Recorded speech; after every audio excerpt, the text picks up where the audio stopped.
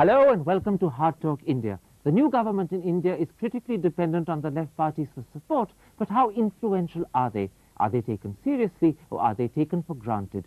That's the core question that I shall put today to senior Politburo member of the Communist Party Marxist, Sitaram Yechuri.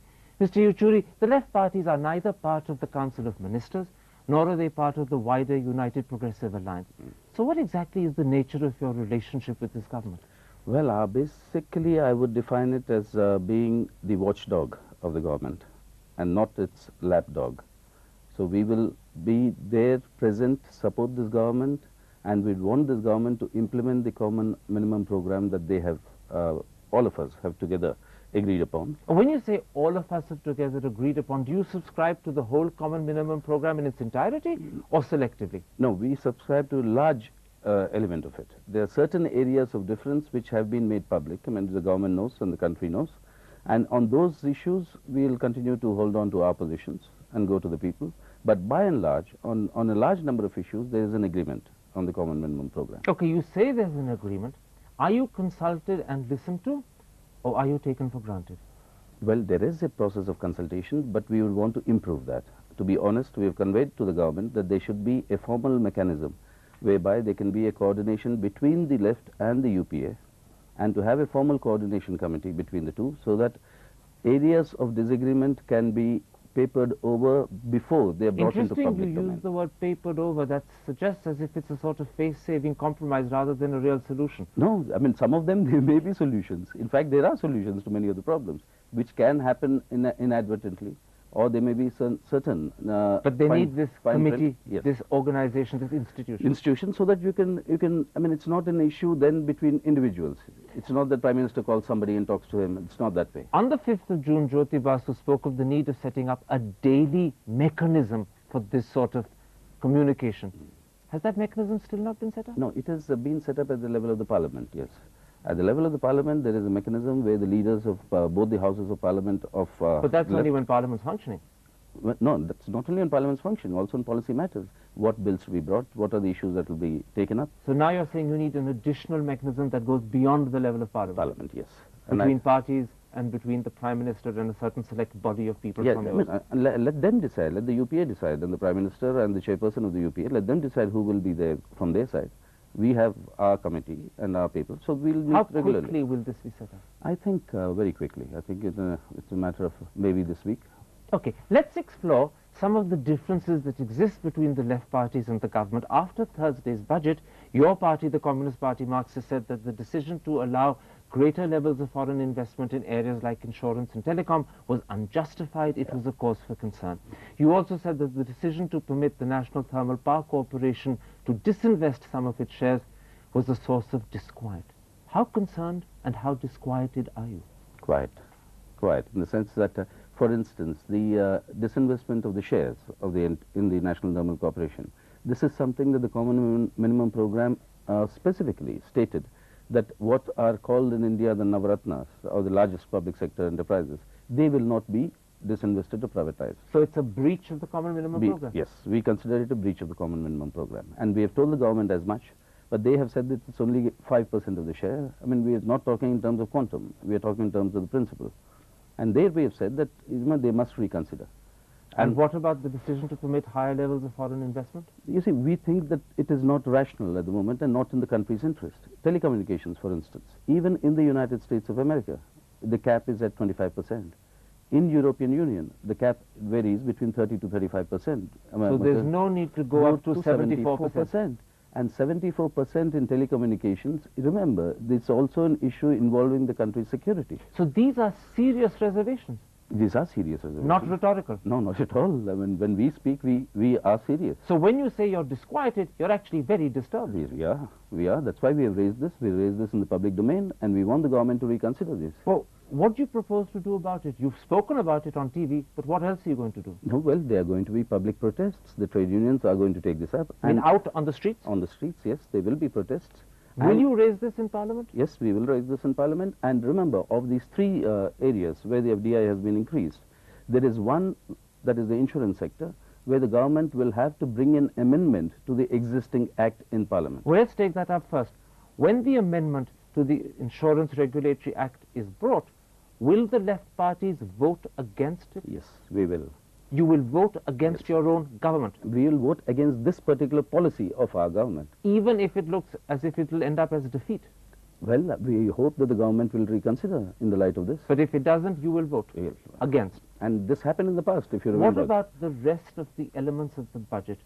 Will you bring cut motions in Parliament against them? No, cut motions are motions that are brought for specific demand for grants for various ministries. So they don't arise They here? don't arise here. What about what the papers are calling a disapproval motion? No, I don't think there's going to be a general disapproval motion, but there will be specific areas like what we have discussed. On these issues, we will express our disagreement, and if the occasion permits, then we shall also vote against it. Now, you know that the Finance Minister has publicly and repeatedly said that there will be no rollback on his increased levels of foreign investment. If he sticks to his line, what will you do? Well, let us see what he'll do, because these are all called the budget proposals.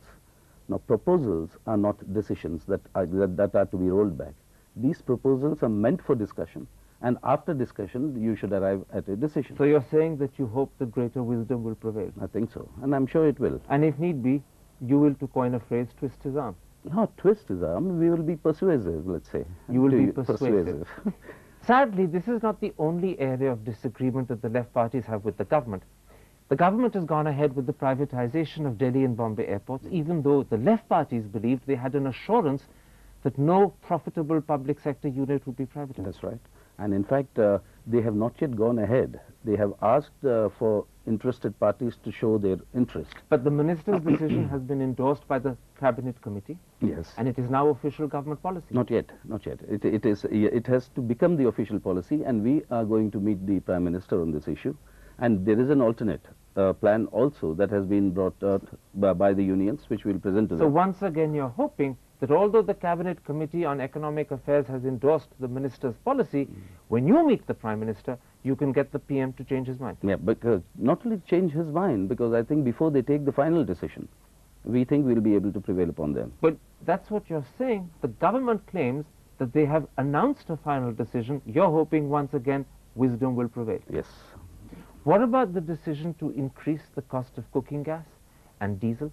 You advised against it. The government acted differently. Yeah, but if you notice, the increase that the government initially contemplated and the final announcement of the increase, there's a vast difference.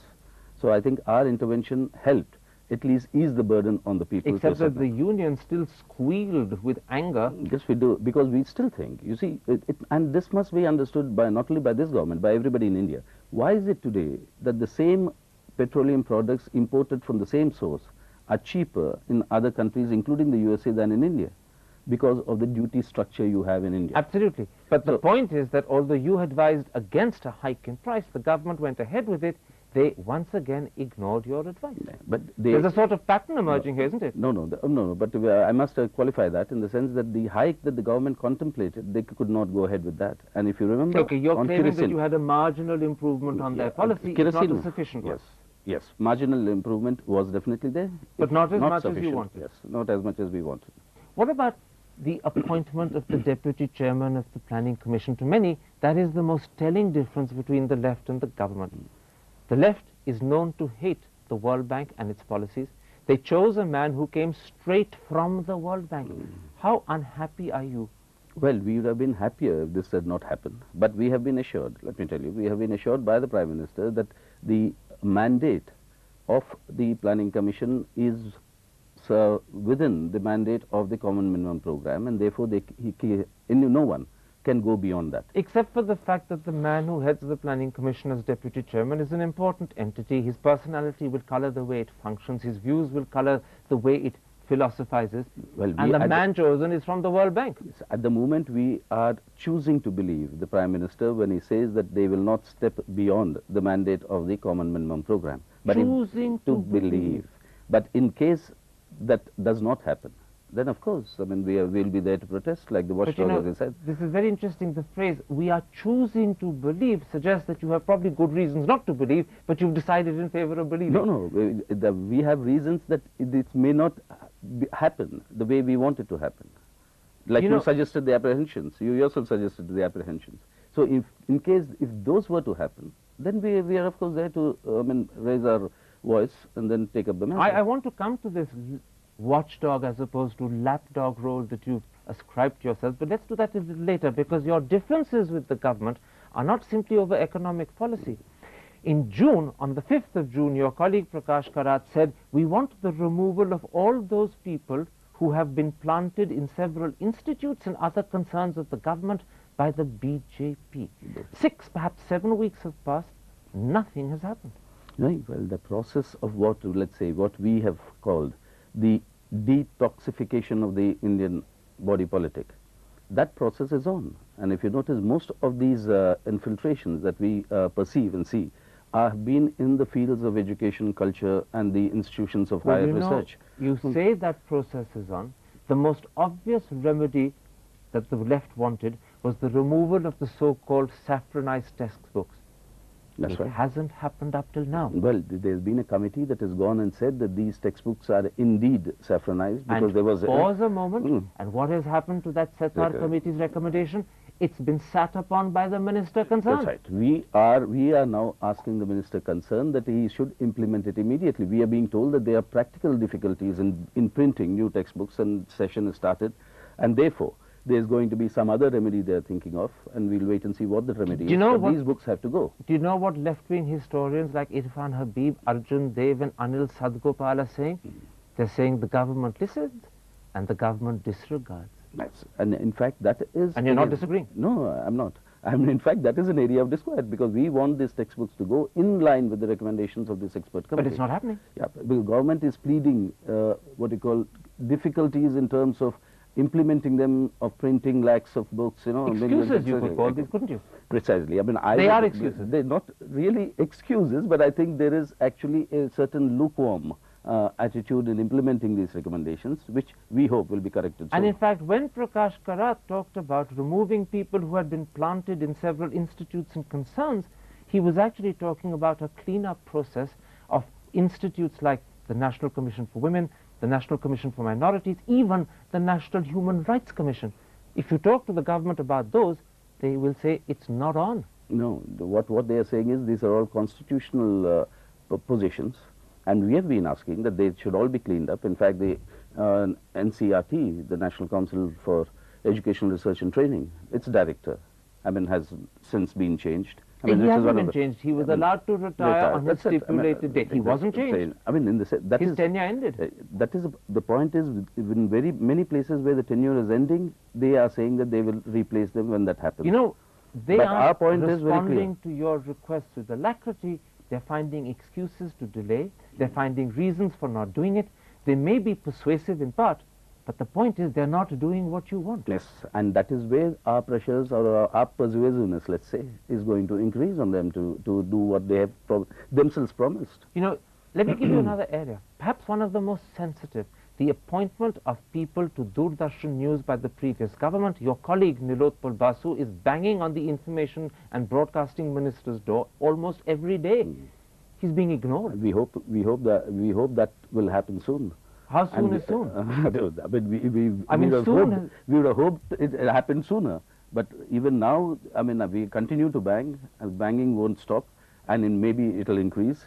The banging you're on the doors. You're creating a lot of noise, but you're getting no response. No, I think just wait and see. This government also has to function and go along. So they'll have to take these decisions. They cannot delay any further. Hidden, silent threat there. Well, it's not a threat, but I think that's a reality. The government also knows that. I'll come to that in a moment's time, but let me point one other little area out in culture. The Indira Gandhi National Center for Arts, named after the matriarch that is the mother figure of the Congress party. Even that continues today to be headed by a BJP MP. Absolutely. In fact, my concern and worry about these things is far more than what you're pointing out. There are many other areas as well where we think, this sort of a process has to urgently begin. You have all these... But it's not happening. It's not happening. All these institute of higher education and research. Just for the audience, let's briefly itemize the number of areas where the left is being ignored. The budget, airport privatization, the appointment of a new deputy chairman of the Planning Commission, cooking gas, diesel hikes, education, Doordarshan, culture. They critically depend upon you for their survival, but they blithely ignore your wishes. So let's see, this session has just about begun. So before this session ends after another 6 weeks or so, I hope many of these things will be done. You know, I think one of the problems is what Jyoti Basu said on the 4th of June. I'm going to quote you. He says, even if we aren't always in agreement, we have told them, the government, that we will take all steps to make sure that the government does not fall. In other words, he gave them a blank check and they're choosing to encash it whenever they want. No, I'm sorry, it is not a blank check that he has given them, it's actually a cross check. And the cross check can only be deposited in the account payee's account. Well, and the account payee's account. Listen to these words. Even if we aren't always in agreement. Yeah, in other words, regardless of what Sitaram Yechuri may tell Hardtalk India, we'll support you, boys. No. The point is we will not be responsible for the fall of the government, but the government has to ensure that they themselves are not responsible for their fall. Mr. Yechuri, that is the real test. They will only listen to you if they actually believe that you are prepared to take that ultimate sanction against them and bring them down. Let me therefore ask you, are there any circumstances under which you would be prepared to bring down this government? If they are not sincere about implementing what they themselves have agreed in the common minimum program, yes, that situation will arise. But you've got several examples of that. They've breached the common minimum program over selling NTPC shares. Yes. They've breached it over the privatization of Delhi and Bombay airports. How much more do you want? No, but both of these are still decisions which they say are still pending, because the budget proposals are yet to be finalized. Let me interrupt and ask. If these are decisions that they insist upon and don't change their mind over, will you then bring down the government? Well, we hope that situation doesn't come, but if it does come, then we'll have to seriously consider. We're not bringing down the government, we've got to seriously consider voting against them. In all likelihood, I think we must all be aware of another possibility. Remember, last time when the BJP government brought many of these proposals, the left opposed, the Congress supported. This time on, a similar situation may happen, in which case we'll have to we'll be on the offensive, opposing it both in the House of the Parliament and outside. That won't serve any purpose. All you have done is to create an image for the left as being against certain policies, but the policies would have got through because the BJP would have supported them. And in other words, things that you don't want will have happened regardless of how you voted. And will you still keep supporting this government? It is now up to the people to decide. Then the BJP has paid the price for it. If the Congress wants to pay the price for it, then they'll have to pay it. Let me tell you what the real problem is. You can't vote against this government to bring it down, because to do so, you would have to vote on the same side as the BJP. Are you prepared to be seen on the same side as a party you consider fascist and barbaric, to quote Jyoti Basu? No, it is up to the BJP to decide where they'll be. Take, for instance, this example of this Insurance Authority amendment coming before the Parliament. We will vote against it.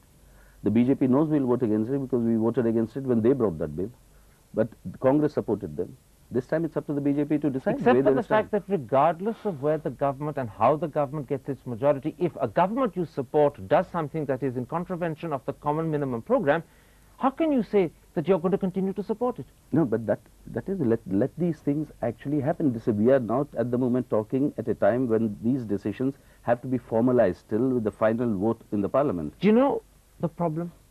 The government thinks that the left can bark, but it can't bite. That's why ministers like Chidambaram, Arjun Singh, Jayapal Reddy, not to mention Praful Patel and even Natwar Singh, don't care about your protest. Just wait and see. Chidambaram has learnt it from this last experience. Has he? Remember, he had to withdraw. He told the BBC on Thursday that I will convince them that their views are wrong. Well, he said that last time around, and finally he had to withdraw that insurance privatization bill in 1997. Remember that?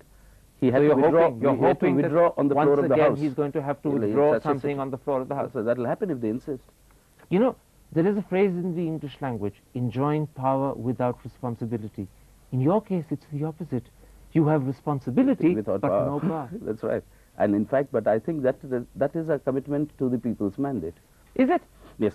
How do you then account for the fact that today you support a government whose ministers are charged with extortion, murder, dacoity, rape? You don't like it, but you have to grin and bear it. I mean, that is why we are not in the government. As simple as that. But you're supporting a government whose ministers are alleged to be so tainted, who are charged in court with such heinous crimes, that surely you can't be happy. No, we are not. In fact, we have publicly stated we are not happy. But that's all you've been able to do. That's all you've been able to do. But then what is the choice? The choice that you have today the choice of who will be in the government.